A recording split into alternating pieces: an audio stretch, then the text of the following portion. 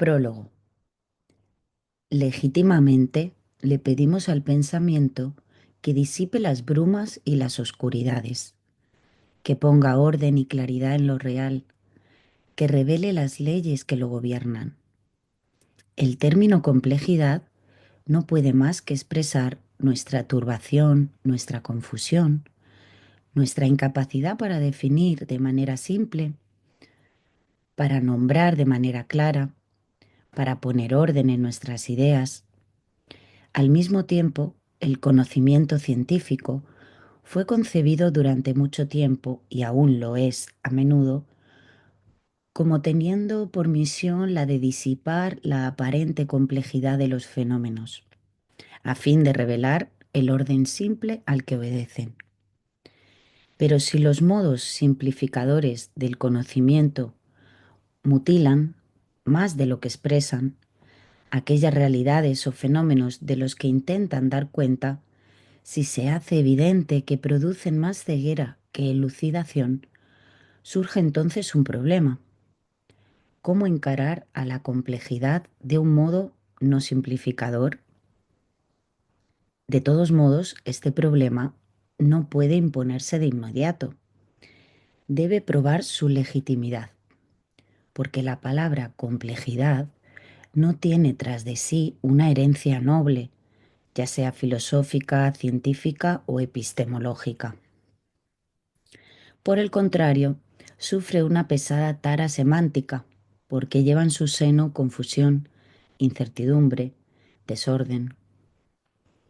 Su definición primera no puede aportar ninguna claridad. Es complejo aquello que no puede resumirse en una palabra maestra, aquello que no puede retrotraerse a una ley, aquello que no puede reducirse a una idea simple. Dicho de otro modo, lo complejo no puede resumirse en el término complejidad, retrotraerse a una ley de complejidad, reducirse a la idea de complejidad. La complejidad no sería algo definible de manera simple para tomar el lugar de la simplicidad. La complejidad es una palabra problema y no una palabra solución. La necesidad del pensamiento complejo no sabrá ser justificada en un prólogo. Tal necesidad no puede más que imponerse progresivamente a lo largo de un camino en el cual aparecerán, ante todo, los límites, las insuficiencias y las carencias del pensamiento simplificante, es decir, las condiciones en las cuales no podemos eludir el desafío de lo complejo. Será necesario, entonces, preguntarse si hay complejidades diferentes y si se puede ligar a esas complejidades en un complejo de complejidades.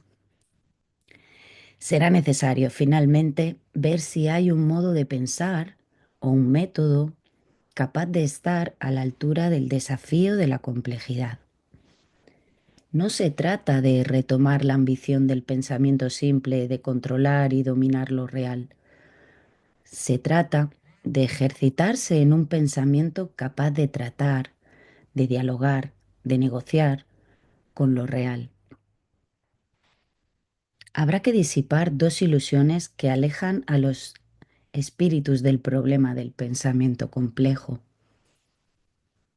La primera es creer que la complejidad conduce a la eliminación de la simplicidad. Por cierto, que la complejidad aparece allí donde el pensamiento simplificador falla, pero integra en sí misma todo aquello que pone orden, claridad, distinción, precisión en el conocimiento. Mientras que el pensamiento simplificador desintegra la complejidad de lo real. El pensamiento complejo integra lo más posible los modos simplificadores de pensar, pero rechaza las consecuencias mutilantes, reduccionistas, unidimensionalizantes y finalmente cegadoras de una simplificación que se toma por reflejo de aquello que hubiere de real en la realidad. La segunda ilusión es la de confundir complejidad con completud. Ciertamente, la ambición del pensamiento complejo es rendir cuanta de las articulaciones entre dominios disciplinarios quebrados por el pensamiento disgregador. Uno de los principales aspectos del pensamiento simplificador. Este aísla lo que separa y oculta todo lo que religa, interactúa, interfiere. En este sentido, el pensamiento complejo aspira al conocimiento multidimensional, pero sabe desde el comienzo que el conocimiento completo es imposible. Uno de los axiomas de la complejidad es la imposibilidad, incluso teórica, de una omnisciencia. Hace suya la frase de Adorno: la totalidad es la no verdad. Implica el reconocimiento de un principio de incompletud y de incertidumbre, pero implica también, por principio, el reconocimiento de los lazos entre las entidades que nuestro pensamiento debe necesariamente distinguir, pero no aislar entre sí. Pascal había planteado correctamente que todas las cosas son causadas y causantes, ayudadas y ayudantes, mediatas e inmediatas, y que todas subsisten por un lazo natural e insensible que liga a las más alejadas y a las más diferentes. Así es que el pensamiento complejo está animado por una tensión permanente entre la aspiración a un saber no parcelado, no dividido, no reduccionista, y el reconocimiento de lo inacabado e incompleto de todo conocimiento.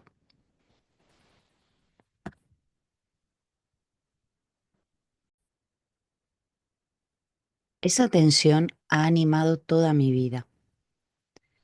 Nunca pude, a lo largo de toda mi vida, resignarme al saber parcelarizado. Nunca pude aislar un objeto de estudio de su contexto, de sus antecedentes, de su devenir. He aspirado siempre a un pensamiento multidimensional. Nunca he podido eliminar la contradicción interior. Siempre he sentido que las verdades profundas, antagonistas las unas de las otras, eran para mí complementarias, sin dejar de ser antagonistas. Nunca he querido reducir a la fuerza la incertidumbre y la ambigüedad. Desde mis primeros libros he afrontado a la complejidad, que se transformó en el denominador común de tantos trabajos diversos que a muchos les parecieron dispersos. Pero la palabra complejidad no venía a mi mente. Hizo falta que lo hiciera a fines de los años 1960, vehiculizada por la teoría de la información, la cibernética, la teoría de sistemas, el concepto de autoorganización, para que emergiera bajo mi pluma, o mejor dicho, en mi máquina de escribir. Se liberó entonces de su sentido banal, complicación, confusión, para reunir en sí orden, desorden y organización, y en el seno de la organización, lo uno y lo diverso. Esas nociones han trabajado las unas con las otras, de manera a la vez complementaria y antagonista. Se han puesto en interacción y en constelación. El concepto de complejidad se ha formado, agrandado, extendido sus ramificaciones, pasado de la periferia al centro de mi meta. Devino un macroconcepto, lugar crucial de interrogantes, ligando en sí mismo, de allí en más, al nudo gordiano del problema de las relaciones entre lo empírico, lo lógico y lo racional. Ese proceso coincide con la gestación de El Método, que comienza en 1970. La organización compleja y hasta hipercompleja está claramente en el corazón organizador de mi libro El paradigma perdido, de 1973. El problema lógico de la complejidad es objeto de un artículo publicado en 1974.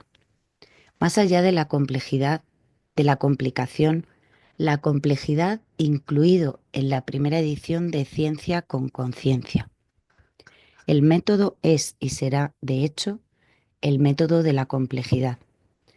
Este libro, constituido por una colección de textos diversos, es una introducción a la problemática de la complejidad.